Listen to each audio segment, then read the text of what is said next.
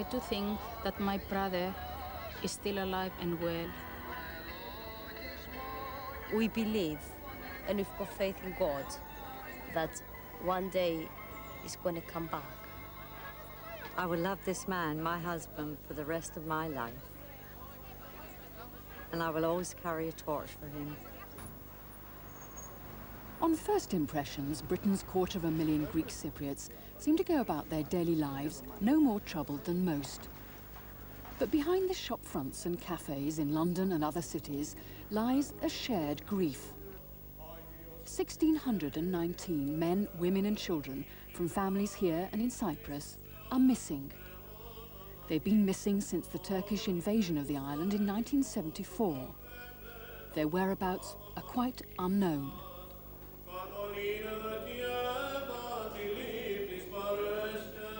Now, 16 years on, what is the relative side of the story?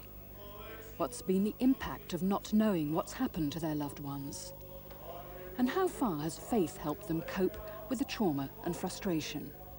Και πιστεύω στο Θεό ότι μια ημέρα να έρθει να με ξαναδεί ο άντρας μου και το μωρό μου. Δεν χάνω τις ελπίδες μου, ό,τι και να μου πούν. Ό,τι και να μου κάνουν, τις ελπίδες μου έχω στο Θεό ότι να έρθουν μια ημέρα και να ξανασυναντήσουμε. Τούτον πιστεύω. Cyprus's position in the Mediterranean has long made it an attractive prize for invaders. But the division of the country into two, separated by the buffer zone, which is policed by the United Nations, is only recent. Turkey's invasion of the island in the summer of 1974 was triggered by a short-lived coup which toppled the Cyprus government. The coup had been backed by the military government then in power in Greece. Turkey said it had a duty to protect the Muslim Turkish Cypriot population. Entire villages were uprooted. As the Turkish army attacked from the north, Greek Cypriot refugees headed for Nicosia and the south. By August, an unofficial ceasefire line divided the Turkish-occupied north from the south. That autumn, the Red Cross was able to supervise an exchange of prisoners of war.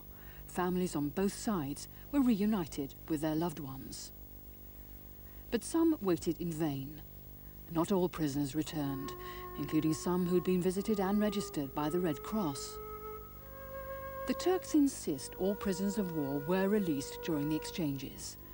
They point out they too still have missing people. Greek Cypriots still unaccounted for, they say, must have been killed during the invasion. But many Greek Cypriots still refuse to accept that explanation. Their hopes are kept alive by rumour, by longing, and by concrete evidence. This rare Turkish film, taken at Adana, a prison camp on the Turkish mainland, shows Greek Cypriot prisoners of war alive and well after hostilities ended. They're being ministered to by a fellow prisoner of war, a Greek Orthodox priest, Father Theoklitos, who was later released during the exchanges. Today his work involves helping families of the missing. Όταν δεν μας έβλεπαν οι Τούρκοι, συνήθως τη νύχτα στους θαλάμους, προσπαθούσαμε να ψάλλουμε σιγά έναν ύμνο ή να πούμε μία προσευχή. Όταν όμως ερχόταν στην αντίληψη των Τούρκων, μας σταματούσαν. Αλλά και στην επαφή που έχω με τους γονείς των αγνοωμένων, η βοήθεια μου είναι μεγαλύτερη, να τους ανακουφίσω αφενός τον πόνο, αλλά και να τους δώσω το κουράγιο να περιμένουν, διότι πιστεύουμε ότι κάποτε θα επιστρέψουν οι αγνοωμένοι. For another family, this Adana film is crucial evidence to back that hope. Though Christos Imogenou was not released, he clearly survived the invasion. His sister Rebecca Savas and her two sons now live in England. This is a film which was, I understand, was broadcast on Turkish television. I'm not quite sure when, but it shows Greek Cypriot captives. And one of these, this one here, is clearly my uncle. My mother recognises him clearly as being her brother. But what is the key importance of this tape? Well, it's the proof that he was alive after the hostilities. Now, if he was alive then, my mother feels that if the fighting finished and he was still alive then there's a good chance he's still alive now because he's alive. Yeah, he must be alive. Well, that's the whole point. She says, I cannot mourn him because I feel that he is alive.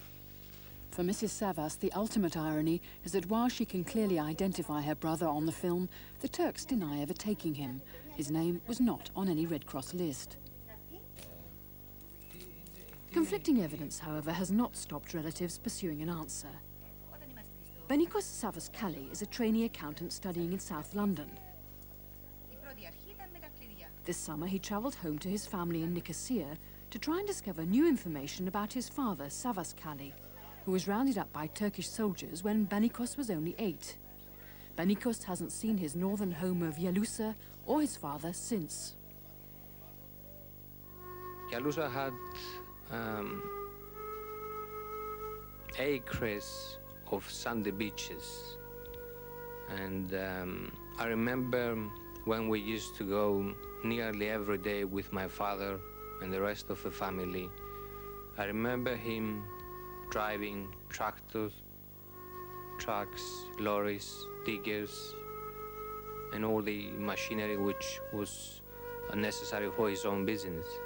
I can remember Yalusa very clearly, the good life we had, but unfortunately, the pain and the tragedy of this problem have completely erased from my mind all the good memories I had.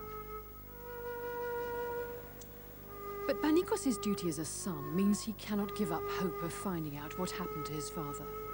With the help of the voluntary committee in Britain for the missing, Benikos visited the official sister organisation in Nicosia. I've come to a committee for the missing persons in Cyprus to find out if there are any new informations about my father. I do know from informations we had from a Greek Cypriot woman who was married to a Turkish Cypriot that my father was seen by her alive 2 years after the Turkish invasion. I've also found from the files here that my father, Savas-Kali, is named on the Red Cross list of prisoners of war visited after the war. Unfortunately, there has been no solid information since. However, I am convinced that my father is still alive. Relatives say they have a right to know what happened to their missing on humanitarian grounds. But in the meantime, it is faith that helps many to endure the agony of uncertainty. When Stavros Kali went missing, he was only 21. Reports of him have long stopped. His mother Theodora has no firm evidence that he still lives, but faith in God supports her conviction that he will return.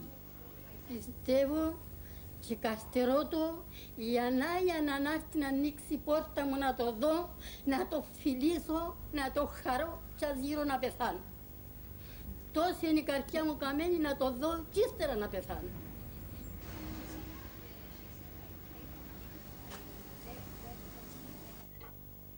The sense of pain and loss is felt by the whole family, including his sister Katrina, who's now married and lives and works in London. My parents have really aged so much since this happened to us. They are always sad, miserable, very depressed. They are always crying. My mother lights a candle twice a day. She prays for him. She hopes and she believes that he's still alive. My mother used to always put a plate just for him. She used to cook extra for him for so long. But, you know, he's never there. It's unbelievable. They age so much, and their life is like hell. Do you think that he is still alive? I do believe that he's still alive, yes. I pray to God day and night, and I'm sure that he's still alive. What makes you so sure? I can feel it.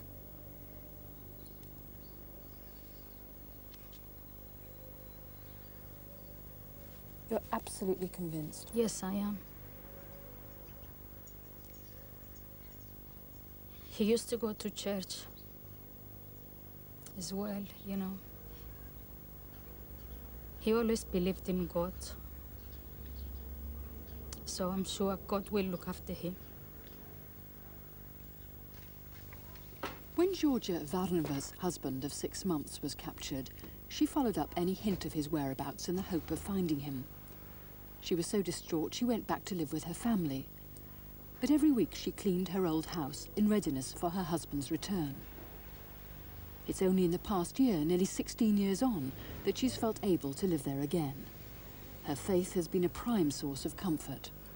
Πιστεύω ότι ο άντρας μου είναι ζωντανός και θα γυρίσει πίσω στο σπίτι μας, γιατί με τις πληροφορίες που είχαμε και ότι τον έπιασαν οι Τούρκοι, ίσως γυρίσει και να κάνουμε και εμείς τα όνειρά μας στο σπίτι μας που είχαμε πριν από τον πόλεμο.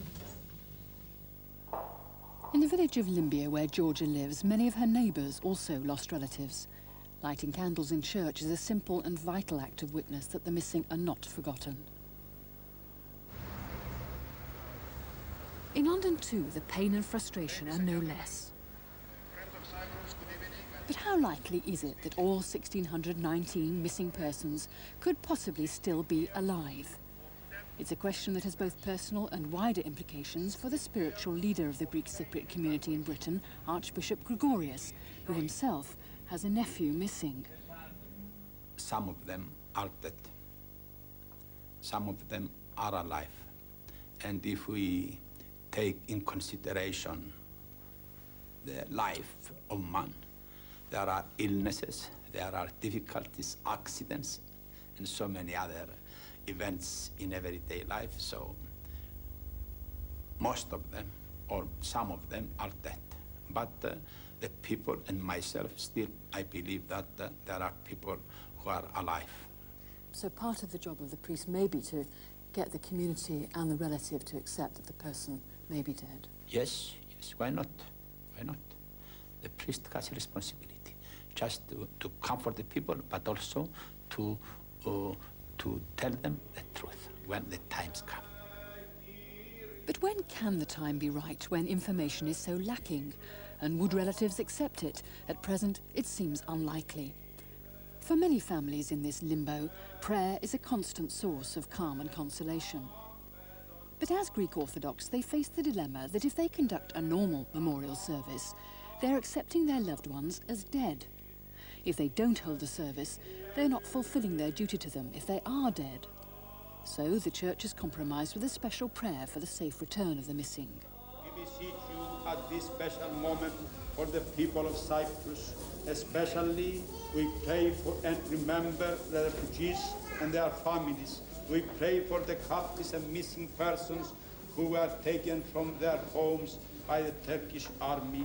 Since we don't know where they are and have not heard if they are alive, dead, well or sick, we call on you, God, with humility and trust in your mercy. Amen.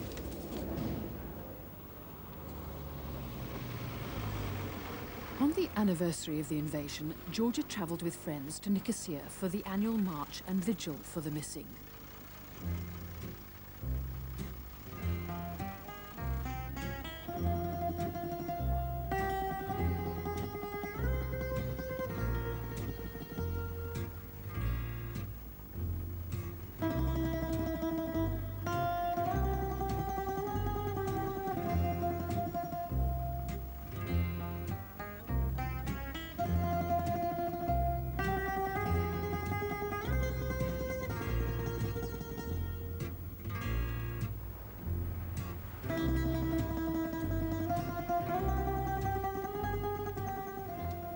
Dr. Maria Rousseau, a Greek Cypriot anthropologist living in London, has conducted a study on the missing. She likens the women with Penelope, wife of Odysseus, who in Greek myth waited 20 years for his return from the Trojan Wars.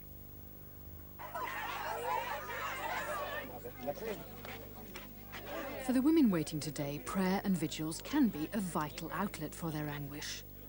But vigils and marches could be seen as encouraging what for some must be unrealistic hopes, and even enhancing rather than healing grief.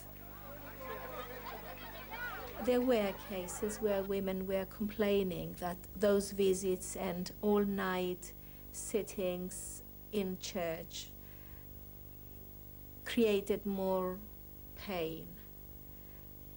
in terms of being continuously amongst other people who were grieving and remembering the subject all the time. Most of them talked about the support that they get.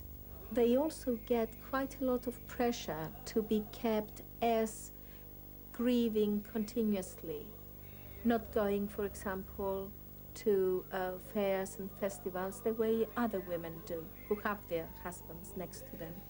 It's women who pick up the ruins, women who lose husbands, sons, brothers, women who lose homes, not just houses, buildings, but their whole life, which is centered around the home. About 1 in every 150 Greek Cypriot women had husbands who went missing. In a patriarchal society, their options are limited both by the expectations of their neighbours and the influence of the church. Losing a husband, especially in Cyprus, is a worst experience. The family, close-knit as it is, and the fact that they have been given, in a way, from their father to their husband. They have moved from one home, one protector, to another. And suddenly that protector, the husband, is lost from one day to the other. And they have to revert back to either their family of origin or, in some cases, to their in-laws, creates extra difficulties. Legal and financial restrictions can complicate things further, as property may well be in the missing man's name. As for remarriage, in rare cases the church may allow it, but social pressure on a woman to conform and wait remains strong.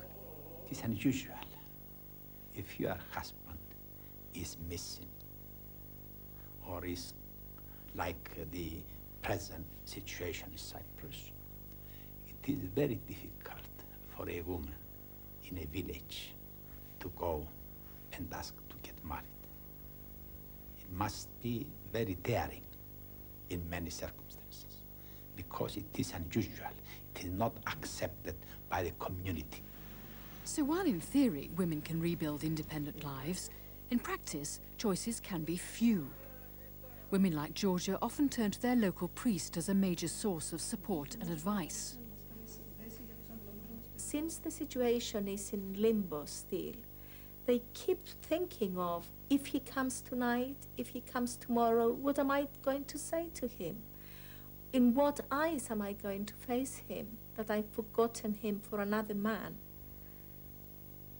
So the fact that it has been kept in the same situation and alive as if they are coming soon and we are waiting for them and we should be waiting like Penelope, keeps most women from remarriage, I think. But the individual dilemmas facing the women reflect a larger problem. Soldiers still patrol the tense Green Line. Politically, the issue of the missing seems to have hit stalemate, with both sides entrenched in opposing views. Greek Cypriots are still unable to return to the occupied north, for many their homeland. They have lost their churches, the centre of village life. The ruined abbey of Belapes in the mountains of the north was once a proud symbol of the spiritual influence the church had on its people. For 16 years, it's been unused. Its congregations fled south. In occupied Nicosia, a former cathedral is now a mosque.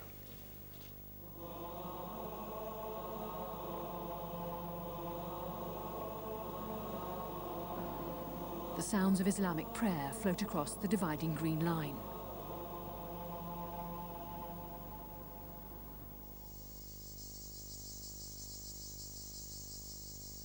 Thousands of people have been displaced from the ancient northern seaport of Kyrenia. Unless a political agreement is reached, many will continue to mourn their loss. The Greek Cypriot government has helped by providing refugee housing. But for many, it doesn't feel like home, especially when those who should be sharing even that are still missing. Mirforu Loizou has lost both husband and son. She's convinced they are alive, but is disillusioned by failed efforts to find them. Για τους αγνοούμενους δεν έμεινε πράγμα που το κάμαμε και πλάσμα του Θεού που ήρθε να πιάσει συνεντέξεις και κανένας ως τώρα δεν μπορέσει να κάνει τίποτε. Προσπαθούν και αγνοούμενοι, οι δικοί μας, η Επιτροπή τους αγνοούμενους, δεν τα καταφέραν να κάνουν τίποτε. But those who have returned from Turkish jails keep hope alive. Among them, George Kaiser, a lawyer. Εμείς που χωρίζει τη Λευκοσία σε δύο μέρη και μέσα σε μια ημιαρρυπωμένη οικοδομή που στεγάζει σήμερα τους Γιαλουσίτες, την ελεύθερη Γιαλούσα. Έχω μείνει στην τουρκοκρατούμενη περιοχή, σε ένα γνώμενο πρόσωπο, στο Σεράι, σε απομόνωση και έμεινε εκεί 3,5 μήνες. Μετά από τη γενική ανταλλαγή των αιχμαλώτων δεν με είχαν δηλώσει και παρέμεινε εκεί. Μετά από μια σειρά ευτυχών για μένα περιστατικών, απελευθερώθηκα. Με την προσωπική εμπειρία την οποία έχω, μου έχει δημιουργηθεί ισχυρά επεποίθηση ότι ένας αριθμός αγνοωμένων προσώπων ζει και υπάρχει. Τώρα πώς είναι και ποιοι είναι δεν μπορώ να καθορίσω, αλλά διατηρώ την ιδιωτέρεια να πιστεύω ότι μέσα σε αυτούς είναι και ο αγνοωμένος αδερφός μου. Όλοι όσοι έχουν αγνοωμένους αναμένουμε με πολύ αγάπη και πίστη τους δικούς μας και είναι μια προσμονή την οποία ασφαλώς θα πρέπει να απασχολεί όλο τον ελληνικό λαό. Greek Cypriots remain convinced that some of the missing are still alive in Turkish jails. But despite a 1975 United Nations resolution reaffirming that families need to be informed about missing relatives, neither the state, the church, nor the committee have made much headway. Yet even with the current deadlock between the Greek and Turkish sides, most still believe a solution can be found. I think United Nations is the most appropriate organization who could help in this matter, since it is in this organization are represented all the nations of the world. So they could appoint a special committee and approach the countries responsible or countries concerned and examine thoroughly the whole matter and give the relatives a clear answer. Your son, your daughter, your husband, your friend, your villager is alive, is dead. Take the bones, take this information, that is that.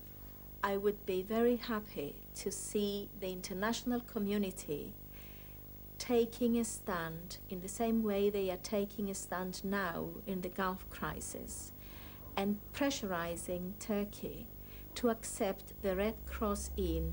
It's time to have this sorted out according to the UN resolutions, and when the Red Cross goes in, properly checks the places where the government of Cyprus has documentation about missing persons being still alive, then the situation can be cleared. Penelope's husband, Odysseus, did in the end return from the wars. But as the years go by, will the relatives of today's missing be as fortunate? As the world forgets, is their fate forever to suffer the limbo of waiting, but not knowing? I don't think we know much more now after 16 years than we knew the first couple of days. We were happier then, because then we knew something. We knew that he was taken alive. He was seen when he was taken that he was still alive.